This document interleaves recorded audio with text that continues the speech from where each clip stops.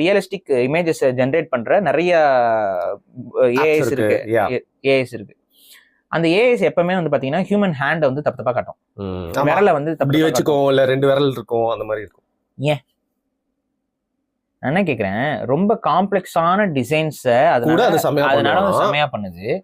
அதனால வந்து ஒரு ஏசியன்னா அதனால அந்த ஒரு ஏசியனோட ஃபேஸ் எப்படி இருக்குங்கிறத அதனால அனலைஸ் பண்ண முடியுது. அந்த ஏசியன் ஃபேஸை வந்து அதனால காட்ட முடியுது. இப்ப தமிழ் ஃபீமேல் அப்படின்னு நம்ம தேடினோம்னா ஒரு தமிழ் பொண்ணு எப்படி இருக்குன்னு காட்ட முடியும்.